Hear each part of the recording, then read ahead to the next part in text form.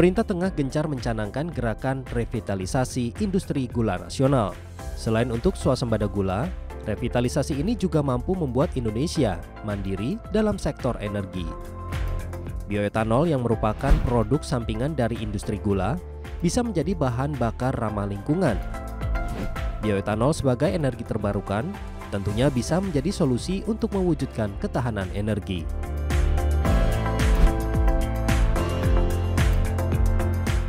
Berbicara mengenai energi terbarukan, di dunia internasional nama Doktor Plinio Nastari dikenal sebagai pakar bidang energi terbarukan.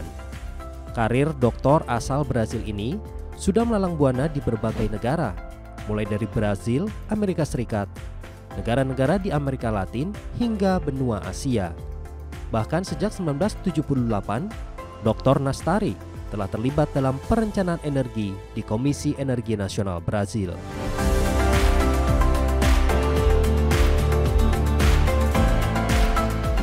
Berkat penelitian Doktor Plinio Nastari, Brasil sukses memanfaatkan tebu menjadi bahan bakar bioetanol.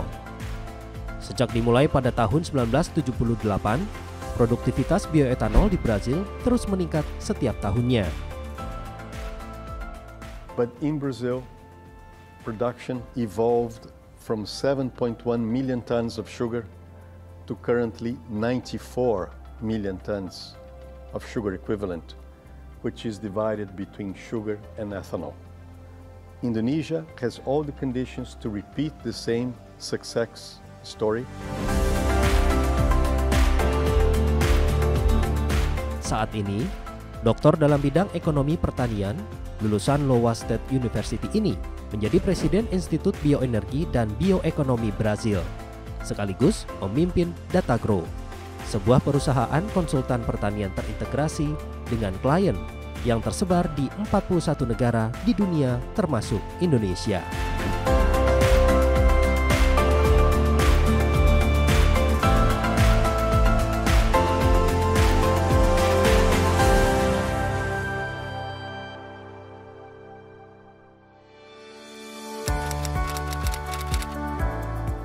The secret of the evolution in scale of production in Brazil has been diversification. The first step of diversification is from sugar to ethanol. But there are other steps: bioelectricity, production of second-generation ethanol, biogas, pellets from bagasse, many steps. But a key and most important step is to produce bioethanol, because this diversification enables the increase of income from the same base of production. And this stimulates farmers, stimulates capitalization, capital buildup, and this is what enables progress and productivity increases. But in Brazil, production evolved from 7.1 million tons of sugar to currently 94 million tons of sugar equivalent, which is divided between sugar and ethanol. Indonesia has all the conditions to repeat the same success story, basically because Indonesia has excellent soils, very fertile soils, very good amounts of rainfall, very good solar radiation, people who is willing to apply modern techniques, and infrastructure. Geographical location of Indonesia is also very key because it's at the center of the geographical main hub for supply of clean energy to the world. So I think Indonesia can build up a very successful story with bioethanol. Currently in Indonesia, you have an average of 5. And we believe that in short to medium term, you can easily achieve 8 tons per hectare.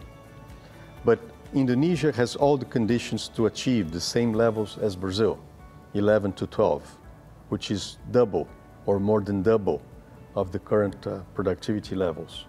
Well, since January 1978, Brazil has been blending in gasoline at least 20% ethanol since January 78. Evolved from 20 to 22%, then to 25. Currently, we are using 27% blends. And biodiversity is much bigger as well because it's clean. It protects the environment. So there are many advantages. Has zero particulate emissions, has no sulfur, has no carcinogenic aromatics. So there are many advantages. Another advantage of bioethanol is that it's accessible. It's affordable for the consumer because many technologies are very expensive and they're not accessible or affordable to consumers. Since 1975, so it took 45, 46 years for us to reach this level. But we had obstacles. What we have learned? You should have consistency. Policy must be consistent, cannot change according to politics or according to short-term conditions. So once established, it should be pursued. Second lesson, policy should reward the positive externalities because there are many health benefits, there are many environmental benefits, and the policy should recognize these benefits because once the country introduces this technology, it will save a lot in hospital expenses, which are going to be lower. So policy should recognize this. So I think these are the most important elements: consistency and pursue the policy in a right manner. You should have a policy established, a very clear policy. And this policy should take into account elements which involved energy, environment, oil companies, because oil companies will be able to acquire a lot of benefits because ethanol has a very high octane level. And octane is very important in gasoline use because it enables the use of smaller engines, more efficient, with lower emissions. And by the high octane of ethanol, you can use lower octane base gasoline for blending purposes.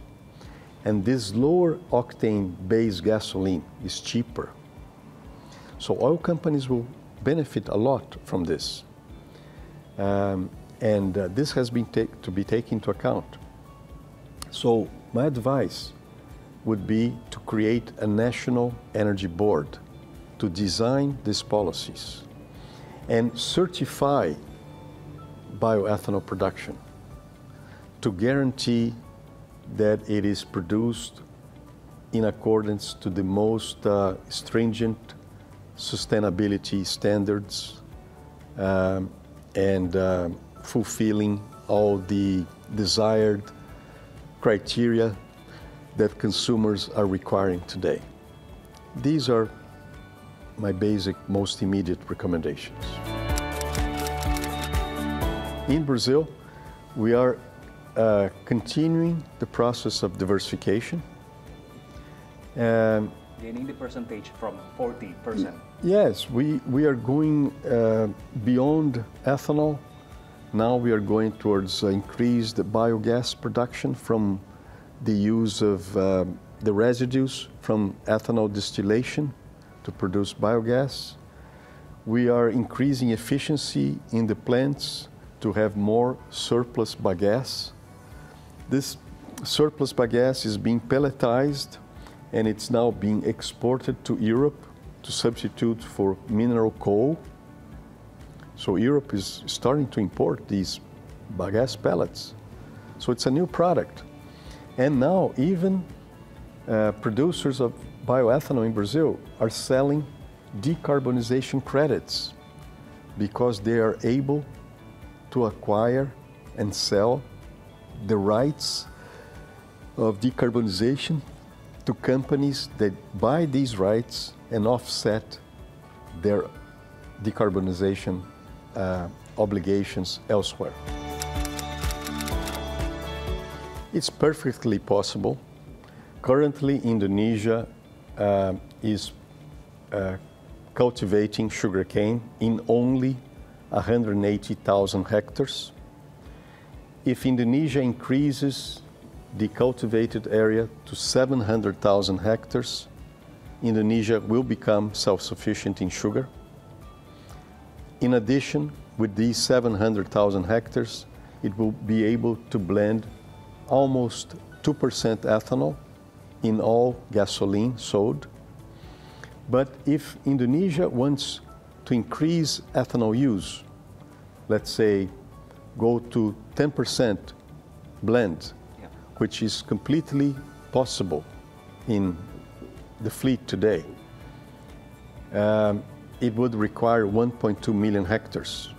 And if Indonesia wanted to blend 20%, which is what Brazil did since 1978, it would require only 1.9 million hectares. How does this compare with palm? Palm today in Indonesia occupies 16 million hectares. So with less than 2 million hectares, Indonesia can become not only self-sufficient in sugar, but also achieve 20% ethanol blending. And this would enable Indonesia to really achieve the green seal. Yes, because ethanol is very practical and economical as a source of energy for vessels because of the high hydrogen content of ethanol. The other option would be to load green hydrogen in the vessels, which would be a problem because of the high pressure of the hydrogen stored in the ports and the high pressure that would have to be handled inside the vessels. So ethanol is very practical and it's very intense in hydrogen. And you would do the phase separation. You would separate the hydrogen from ethanol inside the vessel. I think Indonesia should go step by step, should start with E5, going to E10, E20. E20 is perfectly achievable. The current fleet, all vehicles manufactured 2001 and onwards can use 20% blends. So my recommendation, have a target to achieve 20% blends. Second target, start distributing E100 and make it available for hybrid cars, very efficient, low emissions, even lower than those achieved with ethanol blends. And then you achieve the Grahal. So this is the end target. So do you recommend E20 for maybe as a recommendation for the midterm milestone for Indonesia? Yes, E20 would be perfectly achievable, and some cities could start using it right away. So you don't need to, in Indonesia, policymakers can make the decision to introduce these blends on a regional basis. Well, I think that considering the cycle of sugarcane, self-sufficiency in sugar is achievable within 5 to 10 years. Greater levels of ethanol production and use can be achieved in sequence, and it only depends on the intensity of the policies and the application of the policies which are implemented by the government. but it's perfectly achievable. There's no technical barrier to do this, and it's a matter of implementation in the right way.